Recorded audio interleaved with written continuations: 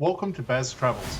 After driving 14,826 kilometers through 24 states and Washington DC, I've seen rocket launches to the Grand Canyon and Hoover Dam. I've explored Route 66, ghost towns, deserts, snow, and beaches on both coasts. From Vegas casinos to Alcatraz, the White House to Hollywood.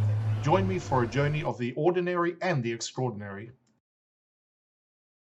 Loading destination. Simulation starting in 3, 2, 1.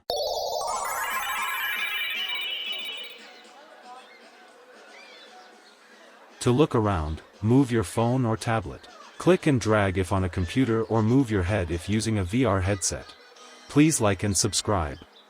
Navy Pier was built to handle ships, and that function still defines how it connects to Lake Michigan today. The type of vessels have changed, but the role of the pier as a point of movement has stayed consistent. The pier sits near the mouth of the Chicago River, which gives vessels direct access between the river system and open lake conditions. That positioning is why it remains one of the main docking and departure points in this part of the city. Today, passenger vessels dominate the activity here, and these range from short sightseeing boats to larger cruise ships operating across the Great Lakes. Each type of vessel uses the same space but operates on completely different timeframes and requirements. Sightseeing boats run frequent trips throughout the day, and their schedule depends on quick boarding and turnaround times. These vessels are designed for short routes, often staying close to the shoreline or moving along the river before returning.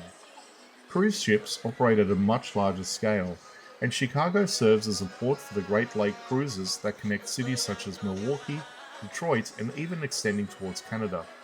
These ships carry hundreds of passengers and require more complex docking procedures.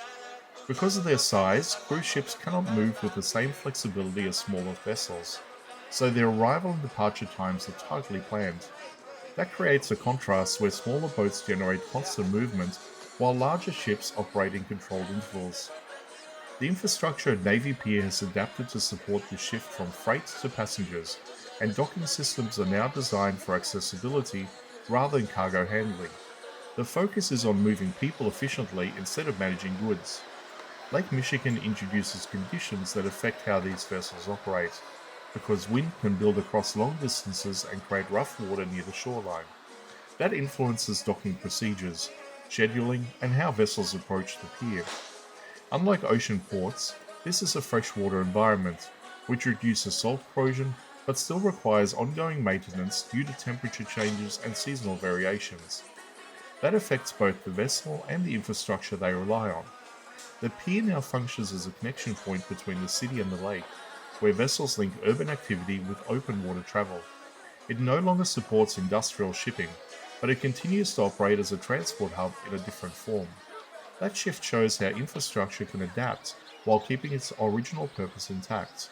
The same structure that once handled cargo now supports passenger movement, which keeps the pier active within a modern system.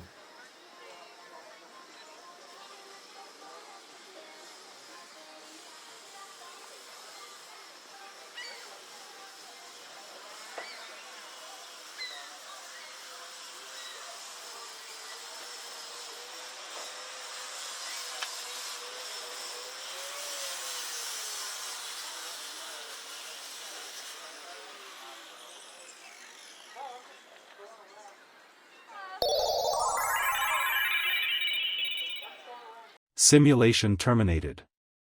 Please comment, like and subscribe.